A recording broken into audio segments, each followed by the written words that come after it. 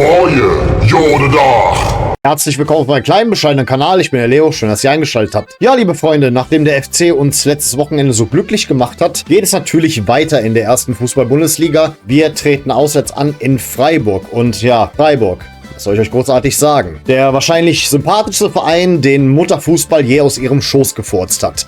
Also der Verein, der wirklich gar keine Angriffsfläche bietet, der im Prinzip alles richtig macht, niemanden triggert. Und aufgrund dessen habe ich ein kleines narratives Problem. Was soll ich euch großartig erzählen? Der FC hat auch noch richtig gut gespielt letzte Woche und mein Kanal ist eher mehr sowas wie eine humoristische Late-Night-Show verbunden mit dem 1. FC Köln und ich habe ein narratives Problem. Ein gewaltiges narratives Problem. Es ist schwer, irgendwas Unterhaltsames euch zu erzählen. Naja, Hauptsache, wir haben uns mal kurz gesehen. Das war's dann auch an der Stelle. Ich bedanke mich recht herzlich für eure Aufmerksamkeit. Vielen Dank fürs Zusehen und ich sag mal an der Stelle auf Wiedersehen. Denn wir wollen uns doch wiedersehen. Stopp, stopp, stopp. Spaß beiseite, liebe Freunde. Nein, nein, nein. Ist schon alles gut. Ich mach weiter. Versuchen wir doch mal irgendwas aus dieser Folge herauszuholen. Also, wie gesagt, wir haben ja letzte Woche richtig gut gespielt und dementsprechend, wenn man bedenkt, wie wir uns im Hinspiel verkauft haben, haben wir natürlich auch entsprechende Erwartungen. Die einen oder anderen unter euch, gehe ich ja mal davon aus. Aber ich versuche mich ja trotzdem in Bescheidenheit zu üben, weil Freiburg ist ja wirklich so ein Verein, gegen den wir auswärts nie so gut aussahen. Wann haben wir das letzte Mal dort gewonnen? Ich glaube in der Saison 2020/21. Da haben wir, glaube ich, das letzte Mal da gewonnen. Es ist halt immer so eine Sache. In den letzten Jahren lief es wirklich gar nicht gut für den FC. In Freiburg zu Hause dann wiederum, aber so, ist meistens ein Punkt bei rausgesprungen und im Hinspiel haben wir halt wieder gewonnen. Also Freiburg liegt uns auswärts nicht besonders und wir liegen ihnen auswärts nicht besonders. Und deswegen ist es ein bisschen schwer einzuschätzen, was in diesem Spiel geschehen wird. Ich meine, bei denen ist ja wirklich kontinuierliche Arbeit und kontinuierliche Ruhe immer vorhanden, egal ob sie sich irgendwie für einen europäischen Wettbewerb qualifiziert haben, weil die sehen das ja wirklich als kleinen Bonus an. Und diesen Bonus nehmen sie mit, den genießen sie und konzentrieren sich dann mit der Zeit auf ihr tägliches Brot. Das ist halt die Bundesliga. Und da machen die einfach alles richtig. Die Jugendarbeit allein schon ist absolut vorbildlich. All das, was wir hier beim FC versucht hatten mit Sparen und dergleichen, das hat uns zwar irgendwie auf der einen Seite was gebracht, aber meistens im Prinzip kaum was. Und Freiburg macht das alles, ja, schon im Prinzip richtig. Wie gesagt, ich versuche ja irgendwas zu finden, um irgendwie einen kleinen Scherz über Freiburg zu machen. Aber soll ich jetzt hier für Sachen raushauen? Spätestens seitdem Christian Streich da weg ist, kannst du über die auch keine Witze mehr machen. Seitdem Christian Streich weg ist, hat es jetzt auch keine großartige polarisierende Persönlichkeit. Ach, Christian Streich, der alte Ökoscheißer. Also, ja, wie schon gesagt, die sind ein bisschen hart zu knacken. Das ist allseits bekannt. Seit 2024 ist ihr ehemaliger Spieler Schuster dort der Trainer und auch der macht seine Sache richtig. Hat man ja in der letzten Saison gesehen.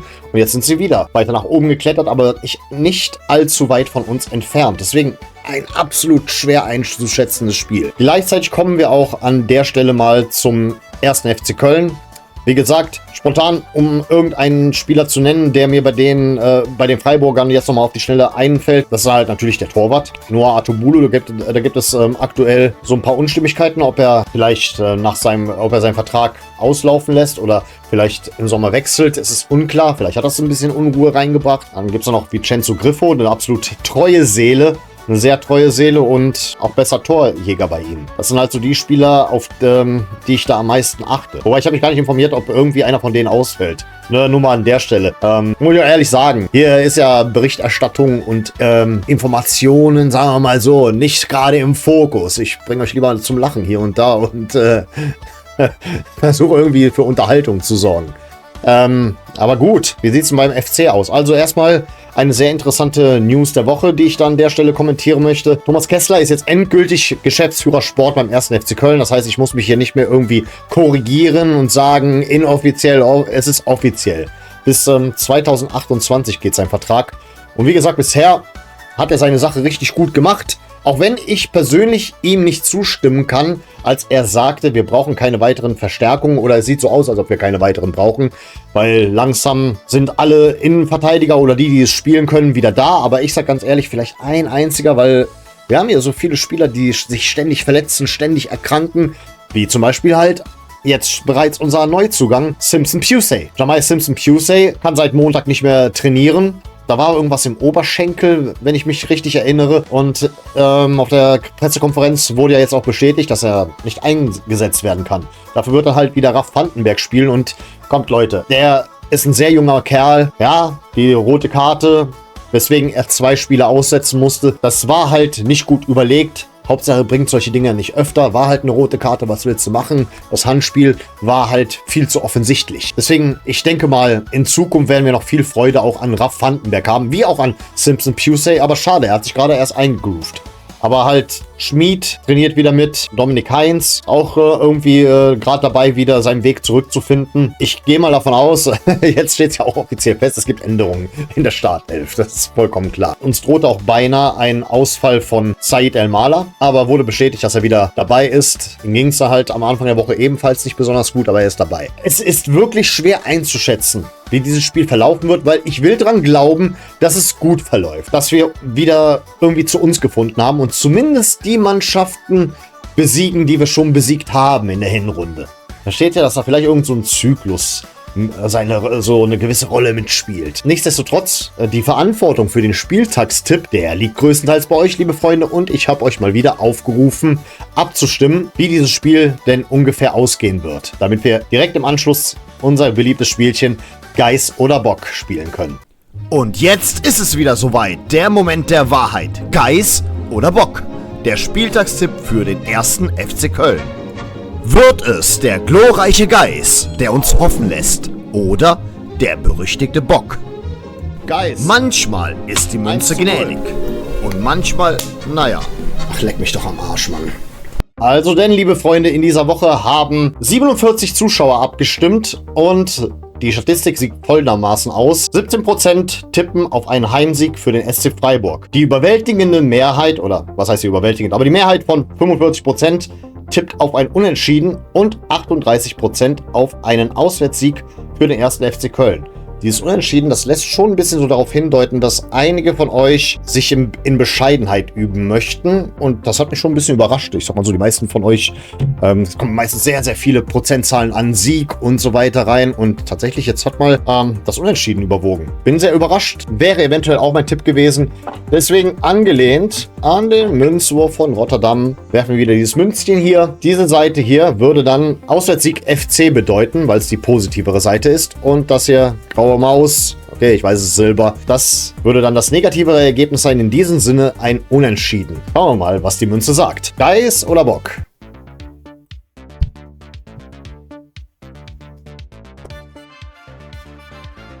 Ihr könnt euch zumindest mal im Voraus freuen. Ja, liebe Freunde, wir tippen hier auf einen Auswärtssieg für den 1. FC Köln.